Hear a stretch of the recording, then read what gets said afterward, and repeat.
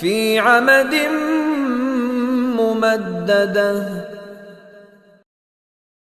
উঁচু উঁচু স্তম্ভসমূহে তথা আল্লাহ রাব্বুল আলামিন এই জাহান্নামের যে দরজা আছে, এই জাহান্নামের দরজা এভাবে আল্লাহ রাব্বুল আলামিন দরজার সাথে এত মোটা মোটা তিনি পিলার দিয়ে দিবেন যে কখনো চেষ্টা করে বের হতে পারবে না বা বের হওয়ার কোনো সুযোগ থাকবে না, এবং যত চেষ্টা করুক সে কখনো বের হতে পারবে না, কোনো আলো বাতাস বাইরে থেকে তার নিকট পৌঁছবে না।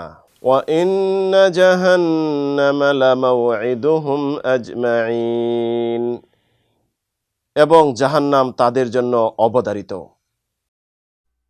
لها سبعة أبواب لكل باب منهم جزء مقسوم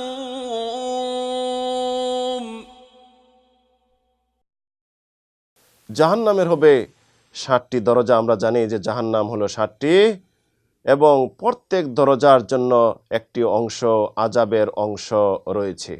তাই সম্মানিত দর্শক ও শ্রোতা মণ্ডলী, এখানে আল্লাহ রাব্বুল আলামিন যে জাহান্নামের কথা উল্লেখ করলেন এবং জাহান্নামের যে শাস্তির কথা উল্লেখ করলেন, এখানে যে কয়েকটি এই গুণের কথা বলেছেন, যে গুণে গুণান্বিত হবে অবশ্যই গুণগুলি খারাপ।